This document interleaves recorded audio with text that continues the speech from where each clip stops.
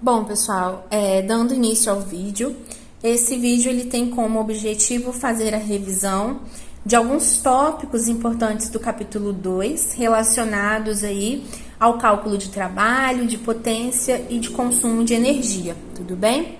Então, separei aí alguns exercícios relacionados, né, a esses conceitos, para a gente poder aplicar, então, na parte prática. Então, dando início, o primeiro exercício que eu separei para vocês, ele vai trabalhar o conceito de trabalho de uma força.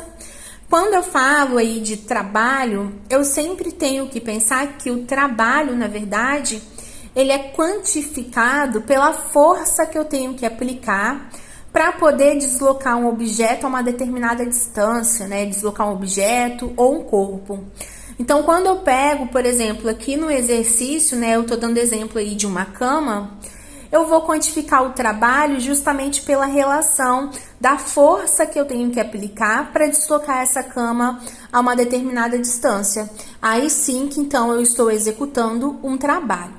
Então, o exercício que eu separei para vocês diz o seguinte: imagine deslocar uma cama de uma parede para outra, com o auxílio de uma outra pessoa e fazendo juntos uma força de 80 newtons. Qual seria o trabalho para posicionar a cama na parede oposta, situada a 4 metros de distância? Então, primeira coisa, pessoal, se eu estou falando de trabalho, primeira coisa que eu tenho que fazer é identificar qual que é a fórmula específica para calcular o trabalho. Então, eu sei que a fórmula específica para calcular o trabalho, ela é representada por tal, é igual a força vezes o deslocamento, tudo bem? Lembrando aí que tal, ele equivale a trabalho, que é representado em joule, F é representado aí pela força, que é em newton, e D pelo deslocamento, que é em metros. Então, vou descrever aqui para vocês a representação de cada um dessas siglas da fórmula. Vou colocar aqui no canto.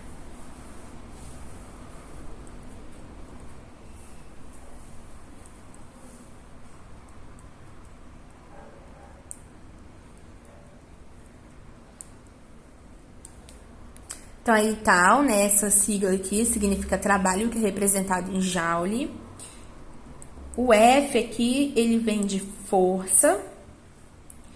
E aí, lembra lá do primeiro capítulo que eu disse para vocês que força na física, ela é sempre representada em newton. Ela é sempre medida em newton, esse N maiúsculo.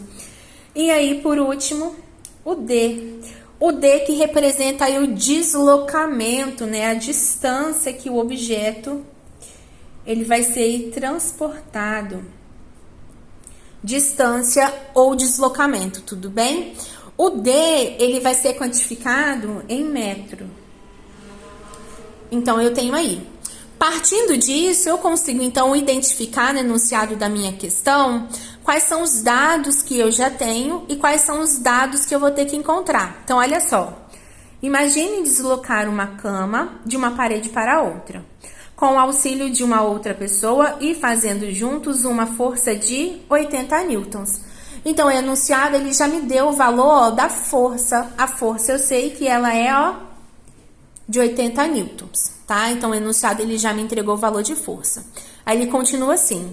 Qual seria o trabalho para posicionar a cama na parede oposta, situada a 4 metros de distância? Então, olha só, pessoal, o enunciado, ele já me deu aí um segundo dado, que é a distância, no total aqui, ó, de 4 metros. Então, eu sei que eu já tenho o valor de força, eu já tenho o valor da distância, e o que eu tenho que encontrar tá aqui, ó. Eu tenho que encontrar o valor do trabalho, o trabalho que foi gasto para reposicionar a cama de um lado para o outro. Então, eu vou colocar da seguinte forma aqui, aplicando diretamente na minha fórmula. Então, tal, que é o trabalho, eu não sei, tenho que encontrar, é o que ele tá me pedindo. Então, ó, tal, ele é igual a força, força que o enunciado já me deu, que é 80 newtons, vezes a distância ou deslocamento, que é aqui, ó, um valor de 4 metros. Então, vou ter que tal é igual a 80 vezes 4. Vou multiplicar aí a 80 por 4. Multipliquei 80 vezes 4. Valor de tal, então, vai ser igual a 320 joule. Por que eu tive que colocar aí 320 joule? Porque o valor de tal, ó, o trabalho, é sempre dado em joule, obrigatoriamente em joule, tudo bem? Então, aí, ó, a gente conclui a resolução desse primeiro exercício aí que fala sobre o trabalho de uma força, tudo bem? Vamos fazer aí um segundo, mas esse segundo não necessariamente nós vamos aplicar essa fórmula. Nós vamos aí justamente treinar fazendo a conversão aí de algumas unidades de medidas, né, relacionadas aí a trabalho. Então, olha só. Nós temos nesse caso, então, vocês vão encontrar essa relação na página 27, nessa relação de unidades de medida, de caloria para quilocaloria, de quilojoule para joule e assim por diante. Na página 27, aí nós vamos treinar, então, a transformação dessas unidades. Na letra A, vocês vão encontrar, ele está pedindo para vocês transformarem 520 calorias em quilocaloria. Então, quando eu tenho que fazer a conversão de caloria para quilocaloria, eu tenho, então, que justamente dividir o valor da caloria por 1000. Então, ó, o valor aqui da caloria, quando eu quero transformar em quilocaloria e fazer justamente aí essa conversão, eu vou sempre dividir o valor por 1000.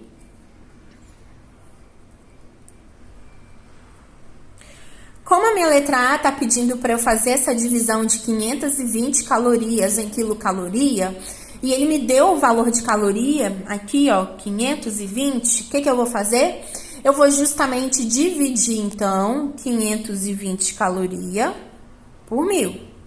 Quando eu dividir 520 calorias por 1000, eu encontro o valor de quilocaloria. Então, ó, 520 dividido por 1000... eu vou ter, então, o valor total da conversão, que vai aí representar um total de 0,52 quilocaloria. Aí, eu consegui, então, fazer a conversão desse tipo de unidade de medida. E aqui, eu tenho meu resultado final. Então, 520 calorias, ela é equivalente a 0,52 quilocaloria. Tudo bem? Letra B. Eu tenho aí o caso oposto. Ele me deu 800 quilocaloria e pede para eu equivaler ele em caloria. Então, eu vou ter que fazer a transformação de quilocaloria para caloria. E aí, pessoal, uma forma para facilitar é que, se na letra A eu tinha de caloria para quilocaloria, eu tive que dividir por 1000, quando eu faço aqui na letra B o oposto e vou transformar de quilocaloria para caloria, eu vou apenas fazer o oposto. O que eu vou fazer? Ao invés de dividir, eu vou multiplicar esse valor por 1000. Então, como vocês podem ver aí, de quilocaloria para caloria, eu vou multiplicar por 1000. Então, como eu tenho aí 800 calorias e quero transformar em... eu tenho 800 quilocaloria e quero transformar em caloria, eu vou multiplicar, então, 800 por 1000. Então, como vocês podem ver aqui, eu vou pegar aqui as 800 calorias vezes 1000. Fazendo aí essa transformação, eu vou ter um total de 800.000 calorias, porque eu fiz aí esse processo de conversão. Então, ó, eu tenho como resultado final 800.000 calorias. Aí sim, eu consegui fazer a conversão correta, tudo bem? Letra C e última aí pra gente poder treinar. Ele tá pedindo para vocês transformarem 90 kJ em joule. Lembrando aí que quilojoule é representado pelo KJ e o joule representado pelo J. Então, quando eu tenho que transformar de quilojoule para joule, eu vou ter aí que simplesmente multiplicar o meu valor em questão por 1000. Então, vou pegar o valor do quilojoule, transformando aí para joule, eu vou multiplicar por 1000. Como eu tenho aí no meu exemplo 90 kJ, vou transformar em joule, eu vou então multiplicar 90 vezes 1000 e eu vou conseguir obter então o valor da conversão correta. Então, vou colocar aqui para vocês 90 vezes 1000 vai ser igual então a 90.000 joules.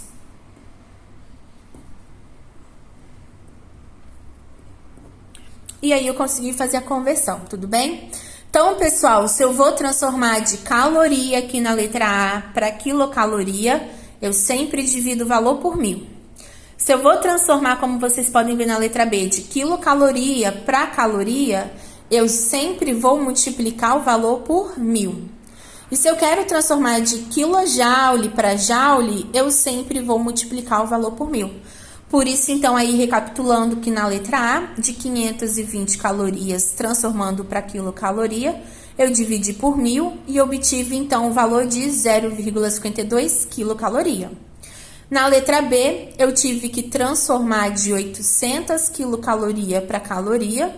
Eu multipliquei, então, 800 por 1000 e eu obtive, então, no valor da conversão, 800.000 calorias. E na letra C e última, transformando de 90 kJ para joule, eu tive que multiplicar, então, por 1000. Então, 90 vezes 1000, eu obtive, então, o valor final de 90.000 joules como equivalente. Tudo bem? Vamos aí, então, para a próxima. Nós vamos calcular agora e ver um pouco sobre a questão da potência de uma força. E aí, quando eu falo de potência, lembra que eu dei o exemplo para vocês que a potência, né? Eu dei o exemplo de 2 modelos de carro. Eu dei o exemplo de um carro da Volkswagen, por exemplo, e uma Ferrari.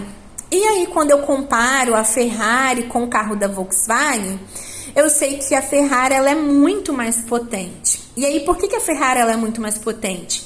Porque ela consegue alcançar uma determinada distância a uma velocidade muito mais rápida do que um carro da Volkswagen. Então, se eu coloco os dois para alcançar 1 km de distância, a Ferrari ela consegue alcançar esse 1 km de distância num espaço curto de tempo. Então, ela é mais rápida do que o carro da Volkswagen. Ou seja, a Ferrari ela é um carro mais potente, tudo bem? E aí eu trouxe um exercício para a gente poder, então, calcular a potência de uma força. Aí o exercício diz o seguinte: um sistema de carros de Fórmula 1 é capaz de acrescentar cerca de 80 cavalos de potência extra. Se fosse possível empregar a energia armazenada pelo carro em 5 segundos para erguer um elevador de 800 quilos, qual seria a altura atingida por ele? Lembre-se que a força envolvida neste problema é o peso do elevador. E no final ele pede para a gente adotar o valor de G como 9,8. Então, pessoal, esse exercício eu vou ter que resolver ele em 2 partes. Então, vamos lá. A primeira parte, eu vou ter que justamente nessa primeira parte encontrar o valor do trabalho, nesse caso aí, para eu poder dar continuidade. Se eu tenho, então, que encontrar o valor de trabalho, quando eu uso aí o cálculo de potência, eu tenho que justamente aplicar essa seguinte fórmula, ó. Potência é igual a tal sobre ΔT, ou seja, potência é igual ao trabalho dividido pelo tempo, tudo bem? Primeiro ponto importante, o enunciado, ele me deu o valor da potência, quando ele fala aqui que um sistema de carros de Fórmula 1 é capaz de acrescentar cerca de 80 cavalos de potência. Mas quando eu falo aí de aplicar na fórmula a potência, eu posso colocar esses 80 cavalos direto? Não, eu não posso. Então, antes de aplicar na fórmula, eu tenho que transformar esses 80 cavalos para watt, tudo bem? Então, pessoal, eu sei que 1 cavalo de potência, ele equivale a 735 watt. Se eu tenho aí 80 cavalos de potência, eu vou então apenas fazer uma regra de 3, ou eu posso multiplicar direto 80 por 735. Aí eu vou saber então quanto que equivale os 80 cavalos de potência. Então, fazendo isso, 80 cavalos de potência, ele equivale a 58.800 watts. Então, aqui eu acabei de encontrar a potência. Agora, eu já posso aí aplicar, então, diretamente na minha fórmula. Então, pessoal, o que eu vou fazer? Potência, então, ela é igual ao valor de tal. Desculpa, eu encontrei a potência. Deixa eu apagar aqui. Então, o valor da potência, 58.800. Ele vai ser igual ao valor de tal sobre o ΔT. O que acontece? Nesse caso aí, eu tenho que encontrar o valor do trabalho que eu não sei. Então, vai ficar 58.800, que é a potência que eu encontrei aqui, porque eu converti de 80 cavalos de potência para watt, 58.800. É igual, então, ao valor de tal sobre o valor do ΔT. Qual que é o valor do ΔT? Ou seja, qual que é o valor do tempo? O enunciado, ele já me disse aí que o carro tinha energia armazenada em 5 segundos. Então, eu já encontrei o ΔT nessa questão aí. Então, vai ficar 58.800 é igual a tal sobre 5. Tudo bem? Nesse caso aí, então, o que eu vou fazer para poder concluir a resolução do meu exercício? Eu vou colocar, então, da seguinte forma, ó. O valor de tal, que é o que eu quero descobrir, ele vai ser igual, então, a 58.800 vezes o 5, que é o valor equivalente ao ΔT. Nesse caso, então, o valor de tal, ele é igual a 294.000. E se eu estou falando de trabalho, o valor de trabalho, ele é dado em joule. Então, o resultado dessa primeira etapa vai ser 294.000 joule, aqui representado pelo J. Tudo bem? O que nos leva agora, então, à segunda parte para a gente finalizar. Na segunda parte, o exercício ele está querendo que eu descubra qual que é a altura atingida por ele se ele precisasse de erguer um elevador de 800 quilos. Então, quando eu falo aí, eu quero determinar qual que é a altura, na segunda parte eu tenho uma fórmula específica para poder resolver isso, que é essa aqui, ó. Tal é igual a M vezes G vezes H. Lembrando, então, que tal, ele é o valor do trabalho. M, ele é representado pela massa, ou seja, a massa sempre em quilo. G é o valor que o meu próprio enunciado já está dando, aqui ele pede para adotar. E o valor aí de H é o valor da altura, que é o que eu tenho que descobrir no meu enunciado. Então, pessoal, eu vou substituir com os valores que eu já tenho aqui no enunciado. Então, o valor de tal foi o valor que eu descobri aqui no final da primeira etapa. Então, vou substituir aqui 294.000 é igual ao valor da massa, que é um total aqui de 800 quilos. Então, vai ficar da seguinte forma. O valor da massa aqui é 800, vezes o valor de G, que o próprio enunciado já me deu aqui, 9,8. Vezes o valor da H, que eu não sei, por isso que ele quer saber aqui, ó, a altura atingida. Lembrando que H é sempre representado pela altura em metros, então H eu não sei. O que eu vou fazer agora?